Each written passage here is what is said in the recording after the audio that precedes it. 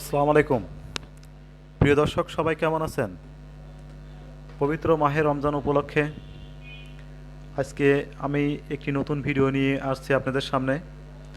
আমি মোহাম্মদ রাসেলউদ্দিন ব্র্যাক এএসপি, কুষ্টিয়া থেকে। তো দর্শক, আসলে আমার ইউটিউব চ্যানেলে যেগুলো ভিডিও আমি দিই, আসলে আমি চাই যে আমার এই ভিডিও যারা দেখে তারা অবশ্যই যাতে ভালো খামারি স্বপ্ন দেখতে পারে এবং নিজেরা ভালো খামারি উদ্যোক্তা হতে পারে এবং নিজেরাই খামার তৈরি করতে পারে।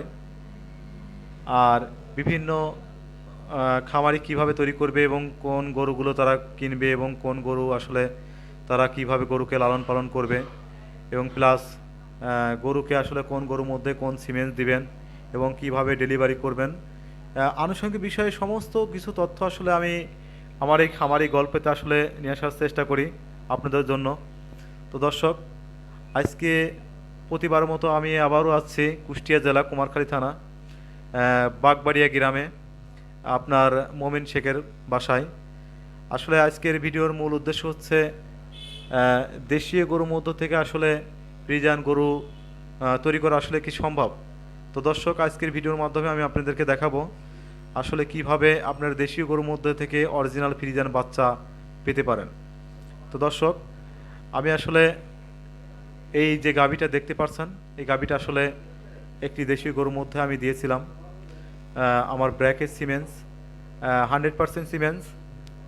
কারণ যখন আপনারা দেশীয় গরুর মধ্যে যে কোনো কোম্পানির যখন সিমেন্স দিবেন তখন অবশ্যই সেই গরুটাকে 100% সিমেন্স দিবেন, নইলে আপনার বাচ্চা মান ভালো আসবে না।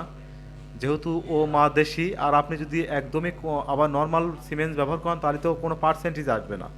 সেই কারণে আমি বলবো যে যখন দেশি গরুর মধ্যে সিমেন্স দিবেন তখন অবশ্যই 100% সিমেন্স দিবেন। এই কারণেই দিবেন। অনেকেই ভাবে যে আসলে ছোটো গরুর মধ্যে বড় সিমেন্স দিলে কি আসলে বা বেশি পার্সেন্টেজ দিলে কি বাচ্চা বের হবে, এটা আসলে আপনাদের ভুল ধারণা। কারণ খামারির যত্নের মধ্যে আসলে খামারি গাভীটা ভালো থাকবে এবং আসলে ইউটার্সের যতটুকু মাপ থাকে ততটুকু পরিমাপে আসলে বাচ্চা তৈরি হয়। এ বিষয়ে আপনাদের কোনো টেনশন করবেন না এবং এ বিষয়ে আপনাদের কোনো সন্দেহ রাখার কোনো প্রয়োজন নাই। আপনাদের যত ছোট গাভী হবে এবং আপনারা শুধু গাভীটাকে পরিচর্যা ভালো করে রাখবেন এবং সুন্দর সুষম খাদ্য দেবেন এবং গর্ভ অবস্থায় অবশ্যই তার সঠিক পরিচর্যা করবেন। তো আপনার টেনশনের কোনো কারণ নেই এবং দুধটা আসলে খামারি সম্পূর্ণ গাভীকে ক্ষয় কিনা তার উপর ভিত্তি করে অবশ্যই আপনার দেশি গরুর মধ্যে 100% সিমেন্ট দেবেন।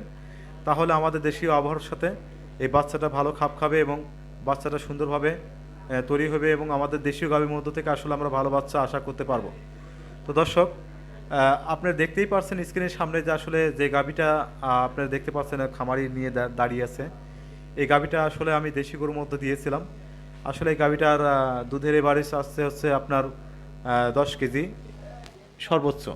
তো দর্শক, আসলে যে একটা দেশীয় গাভীর মধ্য থেকে বাচ্চা নিয়ে সেইটা আসলে 10 কেজি প্রথম পত্তনে যদি আপনি 10 কেজি দুধের আশা আশা করেন তা আসলে অনেক কিছু। তো দর্শক, এবং দেখেন ওর পেটে আমি কিন্তু আবার আমার ব্র্যাকের সিমেন্স ইউজ করেছিলাম 100%। তো 100% সিমেন্স দেওয়ার কারণে দেখেন ওর মা ছিল দেশীয়, তার মধ্য থেকে ও করস আছে। তার মধ্য থেকে আমি কিন্তু স্ক্রিনের সামনে আপনারা যে বাচ্চাটা দেখতে পাচ্ছেন সেটা কিন্তু 100% অরিজিনাল ফ্রিজিয়ান বাচ্চা আসছে। তো দর্শক, আপনাদের আসলে ভয় পাওয়ার কোনো কারণ নেই। আপনারা যে কোনো বিষয়ের জন্য বা যে কোনো গাভী বিষয়ে বা গাভী গরুর যে কোনো তথ্যের জন্য বা খামারির যে কোনো তথ্যের জন্য আপনারা ফোন দিতে পারেন, আমার ভিডিও দেখবেন।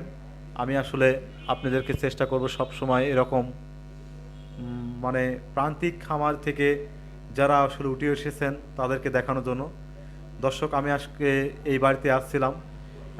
এই গাভীটা আসলে 3 মাস বাছুরের বয়স, গাভীটা হেঁটে আসছে, ওনারা আমাকে ফোন দিয়েছে। তো দর্শক, আসলে 3 মাস বয়সে গাভীটা বাচ্চার বয়স, কিন্তু গাভীটা হিটে আসছে, যার কারণে হিটটা দিতে আসে আমার মনে পড়লো যে আসলে এই গাভীটা কোথা থেকে আসছে এবং কিভাবে এই বাচ্চাটা তো ভালো বাচ্চা হয়েছে। তো এইগুলো বিষয় যাতে আপনাদের সামনে শেয়ার করি, যাতে আপনারা এই বিষয়গুলো দেখে আপনাদের আসলে এই বিষয়গুলোর মধ্যে থেকে আসলে যদি কোনো প্রকার আপনারা জ্ঞান অর্জন করতে পারেন আমি সেই আশা নিয়ে আসলে ভিডিওটা আমার করা। তো দর্শক, আমার ভিডিও আসলে আসলে আমি ভালো এডিটিং করতে পারি না, আসলে এডিটিং করার সময়ও আমার নেই। আমার চ্যানেলে যে ভিডিওগুলো আপনারা দেখবেন অবশ্যই সেগুলো ন্যাচারাল বা প্রাকৃতিক সিস্টেমে আপনারা দেখতে পারবেন। তো দর্শক, আমি আজকে হিট দিচ্ছি আসলে, যে গাবিটা আমি হিট দিচ্ছি আসলে, এই যে বাচ্চাটা